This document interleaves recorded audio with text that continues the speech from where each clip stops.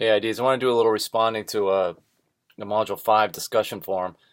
I know that I did some individual responses to the first one that deals with the interaction with SMEs, but on the second one, on the mobile learning one, I kind of wanted to do a different little setup for response to that. And this is actually a strategy you can consider or use when either you're working as an ID on a project or you're actually teaching an online course.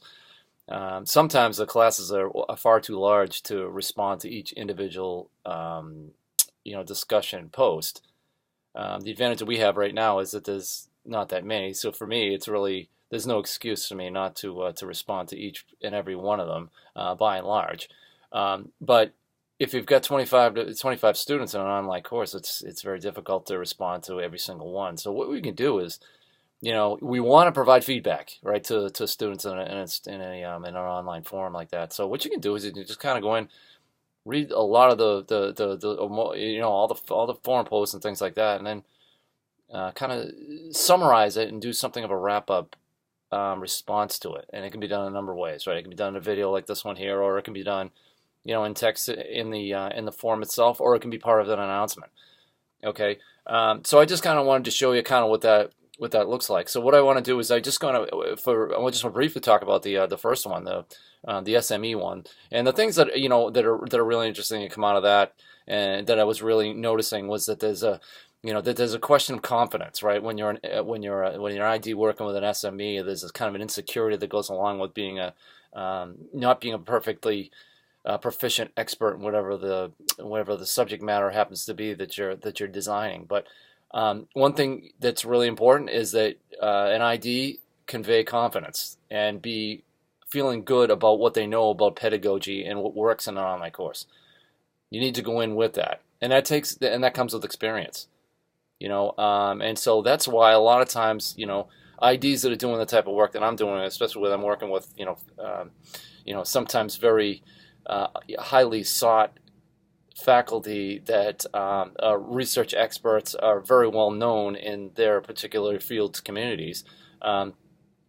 It's important that I not be kind of intimidated by them, by their confidence in the subject matter and things like that, and me being able to stand up to the instructor with the confidence that I have in my pedagogical background. And so how do I hand that off to you? I can't. That's all about you just developing confidence and learning about as much as you can about online learning and things like that. So you can come into a meeting like that with an SME, and it can be in any area. It doesn't have to just be in higher ed. It could be in a firm. It could be with your principal. I mean, it could be anything. You just need to have the self confidence, and that comes with experience. And that's all I can say about it. And trusting in your own ability. All right. So that's very key with that.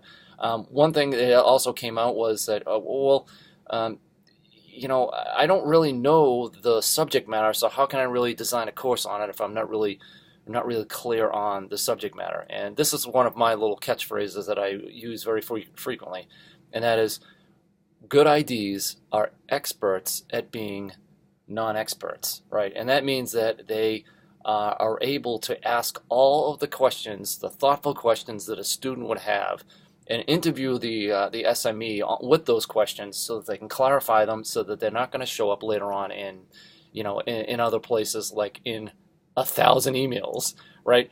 It's going to be clarified and it's going to be mitigated because we know how to ask the right questions. And so it's good that we don't know the subject matter that well, because we're coming at it like a student, and we're assuming the role of the user and the audience and so forth.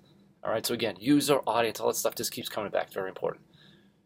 All right, so let's move on to the mobile stuff, right? And the things that we talked about with that, and that is, what are some of the good things? What are some of the advantages that came out of the mobile thing, and how a mobile device is really good for us now in today's day and age? One is that we're becoming better at it. The technology is becoming better. There's a lot of potential options for users. It's more widespread. There's what I like to call systems alignment now, where across platforms, we have devices that talk to one another. And of course, the example I use is when I'm working at home, and I've got my iPhone and I've got my iPad and I have my MacBook in front of me, and my wife calls me, there's three devices that ring, right? And so it's, that happens to be on the same, the same Apple platform, but all the different devices can talk to one another now. And I have my mother-in-law, you know she really was not technologically able 3 years ago, but now she's texting her daughters all the time. She's calling her son on her iPhone every morning, and she's FaceTiming her grandchildren. And this is a person that really was not connected with, no pun intended, with technology a few years ago. So that's happening, and that's happening all over the place, and that's really good. One of the things that came out was this motivation factor.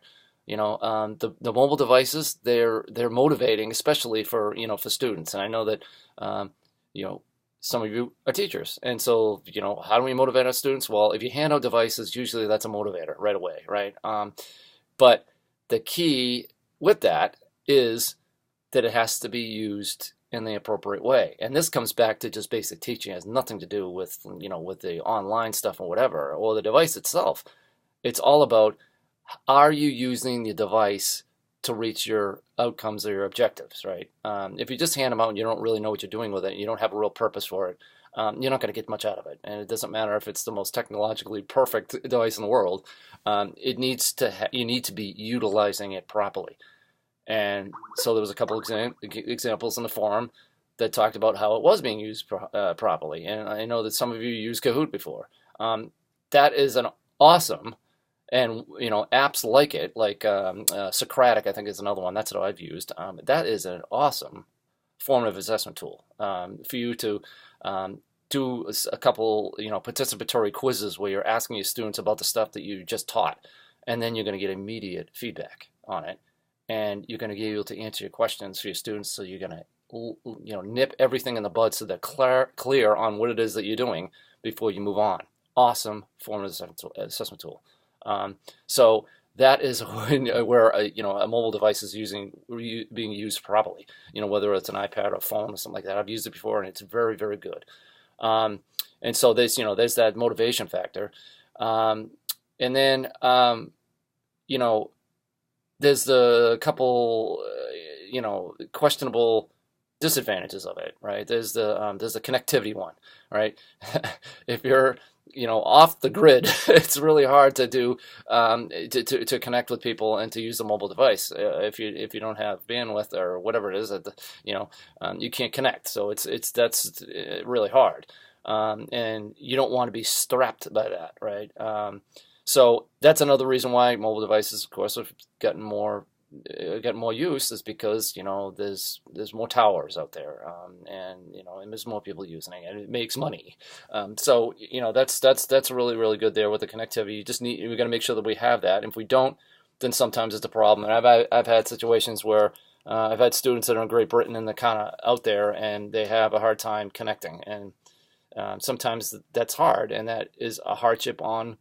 For us, example, that's hard on a group, right? If they're outside of any type of Wi-Fi or whatever, and they can't connect, then it's hard for a group to get together. So it's a challenge one. And then the last one is the usability one. I use my brother as an example, right? He's a usability expert. He's the one that tests mobile devices specifically for an insurance company, and that's the thing. That's what he does. It's his full-time job, and he gets paid very well to do it. He needs to make sure that that insurance companies, information gets out there, and that they can connect with the customer, and the customer can use the device and can use the application. That's another thing. We got to make sure that our devices are up to date, and that there is a streamline between the devices, between the platforms, so that all students can use it. And we need to get up and beyond that so we can get to the learning part, right? And it's very, very important. So those are the things that came out. And it was a very good discussion. A lot of things that were added to it. There was some passion in there because some people are excited about some of the Kahoot tool and things like that, and that's really good. So I hope you enjoyed it. This week is going to be a really good one. We're going to start talking about LMSs and the blueprint, right? And that's great. So have a wonderful week, and I'll talk to you online. Bye bye.